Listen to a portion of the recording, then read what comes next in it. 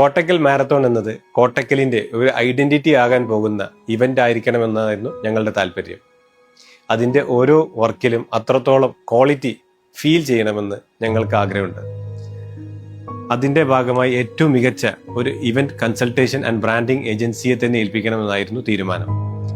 അങ്ങനെയാണ് ഞങ്ങൾ red media സമീപിക്കുന്നതും അവരുടെ പ്രൊജക്റ്റിൽ ഇംപ്രസ്സായി അവരെ ഏൽപ്പിക്കുന്നതും.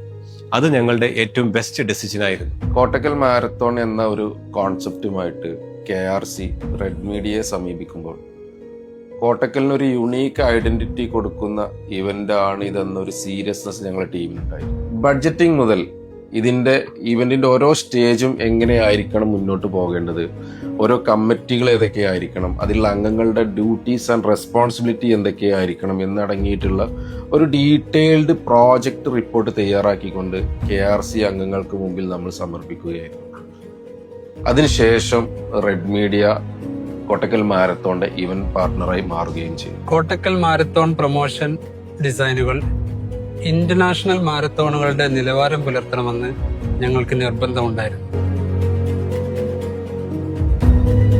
സോഷ്യൽ മീഡിയ പ്രൊമോഷന് വേണ്ടിയുള്ള പോസ്റ്റേഴ്സ്, വീഡിയോസ്, അതുപോലെ പ്രിന്റിംഗ് മെറ്റീരിയലുകളുടെ ഡിസൈനുകൾ എല്ലാം ഒരു ട്രെൻഡിങ് തീം ബേസിൽ ഡിസൈൻ ചെയ്യാൻ ഞങ്ങൾ ശ്രദ്ധിച്ചിട്ടുണ്ടായിരുന്നു.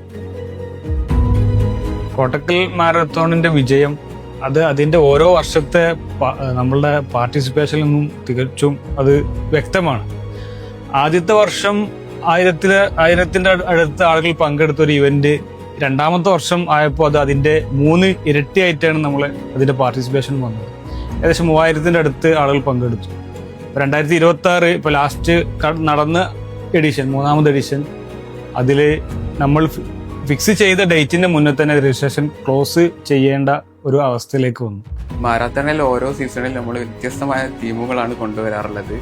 ആദ്യ സീസണിൽ തന്നെ കോട്ടക്കൽ ഓടും, രണ്ടാമത്തെ സീസണിൽ ഒന്നിച്ചൊന്നായി ഓടാം എന്ന തീമുമാണ് നമ്മൾ സെറ്റ് ചെയ്തത്. 3ാം സീസണിൽ കുറച്ചുകൂടി വ്യത്യസ്തമായി കോട്ടക്കലിന്റെ 3ാം കുതിപ്പ് എന്ന തീമുമാണ് നമ്മൾ സെറ്റ് ചെയ്തത്. ഫസ്റ്റ് കോട്ടക്കൽ മാരത്തോണിന് ശേഷം ഇവിടെ സമീപ പ്രദേശത്ത് നടന്നിരുന്ന പല മാരത്തോണുകളും അവരുടെ ശൈലികളും അതുപോലെ തന്നെ പല പല മാറ്റങ്ങളും അവർ കൊണ്ടുവന്നിട്ടുണ്ട്.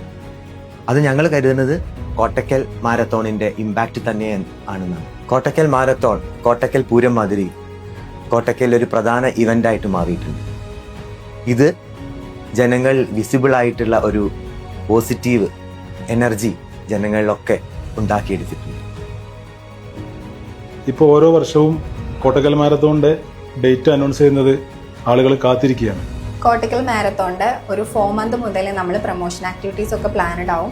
അതിൽ എങ്ങനെയാണ് കുറഞ്ഞ ബഡ്ജറ്റിൽ കൂടുതൽ ആളുകളിലേക്ക് എത്തിക്കാന്നുള്ളത് മുതൽ പ്രൊമോഷൻ ആക്ടിവിറ്റീസിൽ നമ്മൾ പബ്ലിക്കിനെ എൻഗേജ് ചെയ്യിപ്പിക്കാൻ പറ്റുന്ന രീതിയിലുള്ള ആക്ടിവിറ്റീസും നമ്മൾ ആഡ് ചെയ്യാറുണ്ട്. ഏറെ സ്വീകാര്യത ലഭിച്ച കോട്ടക്കൽ മാരത്തോൺ എന്ന ഇവന്റിന്റെ ഭാഗമാവാൻ സാധിച്ചത് ടീം റെഡ് മീഡിയക്ക് ഏറെ സന്തോഷകരമാണ്, അഭിമാനമാണ്. Thank you.